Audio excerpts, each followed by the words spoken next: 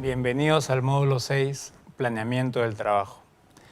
Continuando con el curso de operaciones para no especialistas, vamos a ver ahora el último de los grandes temas que teníamos preparados en el curso, que es el trabajo. Nosotros hemos dividido el estudio de las operaciones, comenzando con el cliente y el producto, luego el proceso, luego la planta y ahora vamos a hablar de las personas. Uno de los estudios de motivación más conocidos es el de Maslow y su famosa pirámide. En este estudio Maslow nos dice que las necesidades son jerárquicas y que cuando una persona le presta atención a un grupo de necesidades, no está atendiendo a las necesidades que son parte de otro grupo. Dentro de la base de la pirámide tenemos las necesidades fundamentales o básicas, que son alimentación, vivienda y vestimenta. Cuando las personas están en este nivel de necesidad, el dinero es uno de los principales factores motivacionales, ya que cualquier ingreso adicional que tengan les sirve para la subsistencia. Cuando superan este nivel y las personas pueden ahorrar algo, pasan a un nivel de necesidad diferente. En este segundo nivel, la seguridad es lo más importante. Aquí las personas suelen estar preocupadas por trabajar en una empresa que les garantice un trabajo a largo plazo. Están mirando contratos más estables, están mirando también las condiciones en las cuales van a laborar, como por ejemplo el horario de trabajo, o si hay ruido, o si hay pérdida de la salud. Luego pasan a un siguiente nivel, que es un nivel de pertenencia. En este nivel las personas están mirando ya quiénes son sus compañeros de trabajo. Aquí es muy importante para las empresas cuidar el clima laboral, porque las personas aprecian mucho divertirse al igual que producir en el centro de trabajo. Un siguiente nivel hace que las personas estén mirando el liderazgo. Aquí la persona está tratando de destacar en algo. Puede necesitar liderar algún grupo de trabajo o firmar algunos documentos o que se le permita liderar algún proyecto que tenga la empresa. Y en el nivel superior se encuentra la autorrealización. En este nivel las personas están más preocupadas de lo que pueden dar a otros que lo que van a recibir de otros. Un ejemplo de esto son las personas que ya están jubiladas y trabajan por horas, ya no están pensando en cuánto más van a ganar, sino en qué contribución adicional pueden hacer.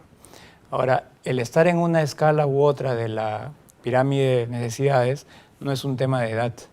Hay muchas personas jóvenes que realizan actividades voluntarias sin esperar recibir nada a cambio. Estas personas están satisfaciendo un nivel de autorrealización. Muy bien, pero veamos otras teorías de la motivación. Hablemos de Taylor. Taylor fue conocido como el padre de la ingeniería industrial. Él comenzó haciendo estudios de tiempos y movimientos en la empresa para tratar de hacer más productivo al personal. Uno de sus experimentos famosos fue en una planta de carbón. En esta empresa el carbón era extraído de la tierra y el personal tenía que llevarlo del suelo a unos vagones de tren. Él se dio cuenta que las personas trabajaban en equipo y los que menos producían se escondían entre los que más producían. Entonces una de las cosas que hizo fue implementar el trabajo individual. Puso vagones más pequeños para que cada persona tuviera que llenar un vagón y se le pagaba al final de la jornada, cuando él lograra llenar completamente ese vagón. Si alguien lo llenaba antes, se podía ir a su casa más temprano. Entonces era muy claramente identificable quién producía más y quién producía menos.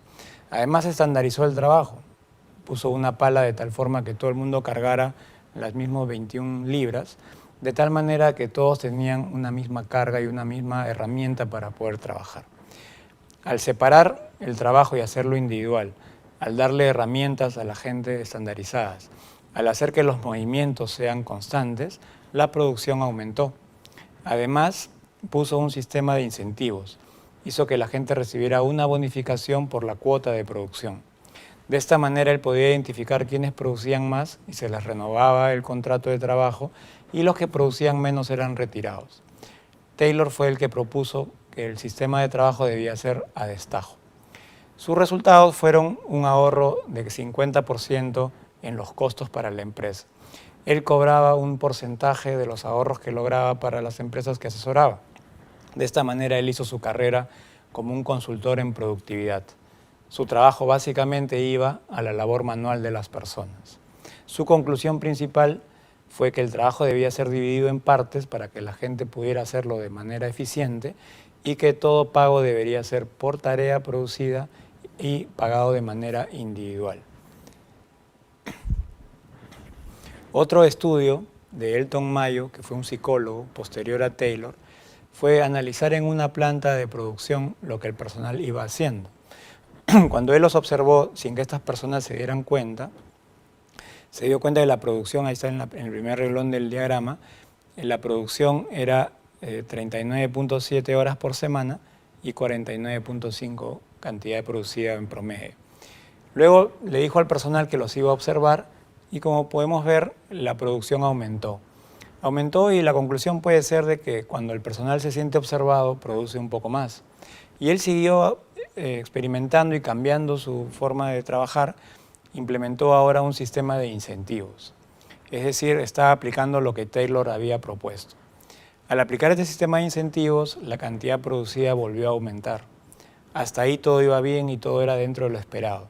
Cuando a las personas se les observa, producen más, y cuando a las personas se les paga con incentivos, producen más también. Pero él continuó, y esto fue lo bueno de su experimento, él continuó haciendo cambios. Él propuso descansos al personal, y descansos variados, a veces 2 a 5 minutos, a veces 10 minutos, a veces descansar antes del almuerzo o después del almuerzo, a veces que la empresa le ponga bebidas a los trabajadores, y notó que en cada uno de los cambios el personal producía un poco más. Y de ahí hizo algunas cosas que iban ya en contra de lo que Taylor proponía. Por ejemplo, dijo, ¿qué pasa si el personal se retira media hora antes a su casa? Entonces le dijo al personal que ellos debían seguir produciendo lo mismo, pero si terminaban se podían ir antes. Entonces el personal producía más y se iba a su casa y la producción no disminuía para la empresa.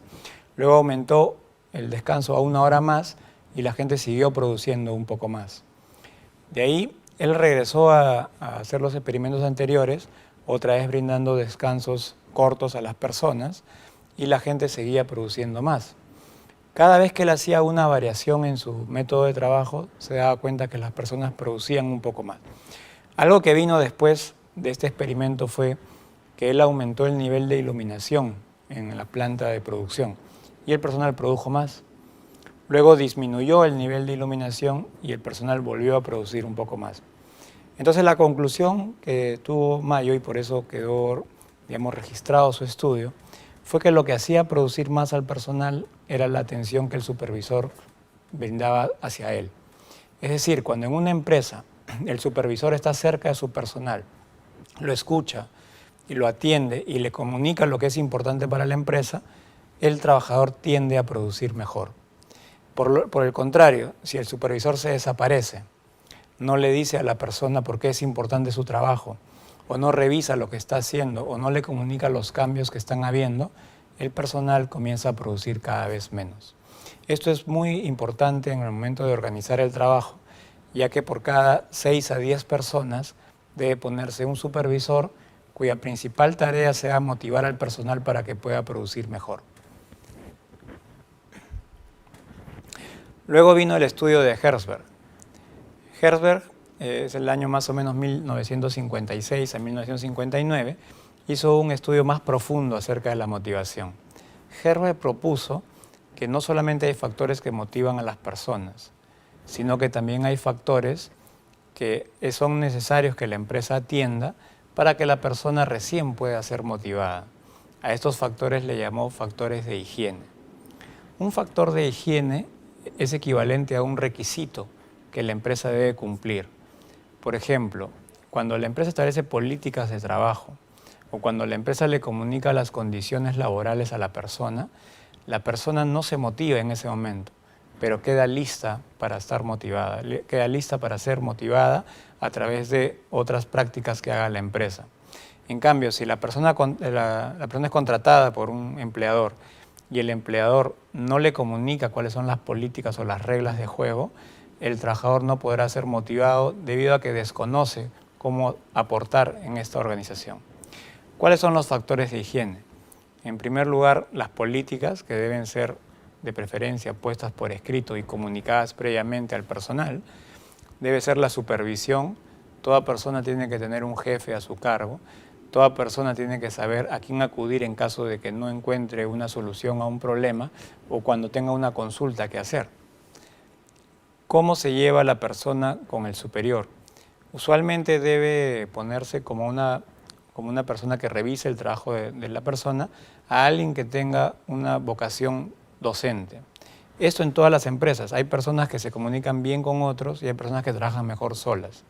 El rol de supervisor es tan importante que es mejor asignar a alguien que no tenga problemas en comunicarse con los subordinados. La remuneración es un factor de higiene para Herzberg. No es, como decía Taylor, un factor motivacional. ¿Por qué esta aparente contradicción? Esto es debido a que para Taylor la remuneración fue un factor de motivación porque Taylor trabajó con personas operativas en plantas de producción. En cambio, Herzberg trabajó su estudio con personal de mayor nivel en las oficinas y se dio cuenta que la remuneración era necesaria, pero no suficiente para motivar a una persona. Y por último está en la relación con los pares. Si la persona se lleva bien con otros miembros de su entorno, tenderá a estar más motivado. Si la persona no se lleva bien con la gente en su entorno, no habrá posibilidad de motivarlo en el trabajo. Como podemos ver, la remuneración no es un factor motivacional en todas las circunstancias. Bien, ¿cuáles son los factores que realmente motivan a las personas según Herzberg? Los factores motivacionales son factores intrínsecos para la persona. En primer lugar, él pone el logro. El logro es equivalente al éxito para la persona. Nada motiva más a alguien que el éxito cuando realiza una tarea. Por lo tanto, si nosotros queremos promover la motivación en el personal, podemos ponerles metas, pero metas que sean alcanzables. Cuando una persona tiene un reto, lo enfrenta y luego lo supera, recibe un beneficio emocional por este logro y quiere repetir nuevamente la actividad para volver a experimentar esa sensación de satisfacción de haber realizado algo concreto. Si las empresas ponen metas al personal alcanzables, las revisan periódicamente y luego establecen un reconocimiento por ese logro, la persona estará motivada. Lo que no hay que olvidar es que para que esa motivación tenga efecto, en primer lugar la empresa tiene que haber satisfecho las condiciones de higiene para el trabajador. Otro factor que motiva es el enriquecimiento del trabajo. Enriquecer el trabajo quiere decir darle más responsabilidad a la persona para que ejecute las tareas. Es decir, si alguien es bueno haciendo algo, se le pueden asignar mayores responsabilidades. La persona puede tomar decisiones, la persona puede establecer su propio ritmo de trabajo, la persona puede revisar su propio trabajo antes de entregarlo a su cliente interno o externo. Cuando la empresa le brinda al trabajador esta autonomía en el trabajo, permite que el trabajador logre un estado de autocontrol y pueda producir más. Por último, el progreso o línea de carrera también es un factor motivacional. Las personas nos motivamos no solamente por lo que recibimos hoy, sino por lo que sabemos vamos a recibir en un tiempo si es que cumplimos lo que nos están pidiendo. Cuando la empresa es una empresa pequeña y no tiene muchos niveles jerárquicos, lo que puede hacer es desarrollar escalas remunerativas de acuerdo al desempeño de la persona, tanto por el tiempo de trabajo como por los logros obtenidos.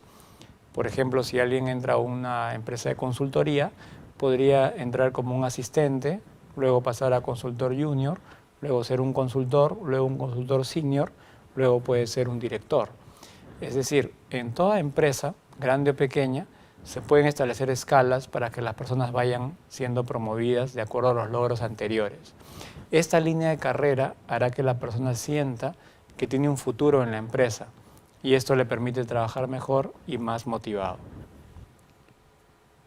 Otras teorías de la motivación son la teoría de la equidad de John Adams, en la cual nos dice que las personas se motivan no solo por lo que reciben, sino por lo que reciben en relación a lo que sus pares reciben. Es decir, pensemos una persona que tenía una remuneración X en una empresa y luego es contratada por otra y le preguntan cuánto ganaba antes y le ofrecen pagarle un 50% más. Entonces la persona entra a trabajar contenta porque ha incrementado su nivel remunerativo. Pero cuando conversa con sus pares, se da cuenta que todos en esa empresa ganan un poco más aún. Entonces la motivación inicial que tenía se ha perdido, porque él ya no se está comparando con lo que él ganaba antes, sino ahora se está comparando con lo que otros de su mismo nivel están ganando. Lo mismo ocurre con el trato que una empresa da a un trabajador. Los trabajadores siempre están comparando qué trato recibe otro trabajador. Ahora, lo que sí es cierto es que la persona mira más lo que reciben los trabajadores de su mismo nivel. Uno no está mirando lo que reciben trabajadores de otras industrias o de otros países o incluso los ejecutivos de más alto rango en una empresa. Uno está mirando lo que está recibiendo el personal con el que uno convive día a día. McClelland, por su parte, propuso que todos nosotros tenemos 3 tipos de motivación. La motivación por el logro es la parte de la motivación que nos hace conseguir resultados, nos hace hacer cosas. Cuando nosotros estamos concentrados en conseguir algo que no había, por ejemplo, un proyecto o conseguir un nuevo cliente o eliminar el problema en uno de los productos o resolver el reclamo de un cliente, decimos que tenemos motivación por el logro. Lo que nos va a dar satisfacción es cuando la actividad esté concluida y concluida de una manera favorable. La motivación por el poder es una motivación que nos lleva a conseguir las cosas a través de otro. Queremos influir en otras personas para que actúen de acuerdo a lo que más nos interesa. Esto es propio de los gerentes o de los políticos. Ellos quieren conseguir cosas, pero no tanto por sí mismos, sino quieren conseguir cosas a través de los demás. Aquí lo que se necesita es manejar muy bien las relaciones interpersonales. Es necesario establecer lazos con otras personas para saber a quién llamar cuando se necesite algo. Ninguna de estas motivaciones es buena o mala por sí misma, simplemente son características de las personas. Y el último grupo de motivación se llama afiliación. Aquí lo que nos interesa es una pertenencia a grupo. Entonces nos interesa llevarnos muy bien con las personas. Es como cuando la gente habla qué vamos a hacer después del trabajo y la gente dice, bueno, no sé, lo que otro diga, porque lo que nos está importando más es estar con el grupo que el lugar al cual vamos a ir. Entonces, si nosotros balanceamos el logro, el poder y la afiliación, podremos desempeñarnos mejor en el trabajo. Si nosotros, por ejemplo, tenemos motivación por el logro, puede que nos aislemos, si es que no consideramos también la parte de afiliación. Y si nosotros nos motivamos por el poder, pero no consideramos la afiliación, podemos manipular a la gente y que trabajen para nuestro propio beneficio sin tomar en cuenta el beneficio de los demás. Lo que sí es importante tomar en cuenta es que las personas con el tiempo tienden a desarrollar más un tipo de motivación. Y las personas que suelen llegar a los cargos más altos en las empresas suelen ser los que tienen motivación por el poder. Pero esto es algo que nace de la persona, no es algo que uno deba promover, digamos, el cambio o acomodarse a una motivación particular. Uno debe conocerse a sí mismo y destacar en aquello para lo que tenga mayores cualidades. Y por último, motivación extrínseca e intrínseca. Cuando nosotros trabajamos por la recompensa o sanción de lo que vamos a recibir, se dice que tenemos motivación extrínseca.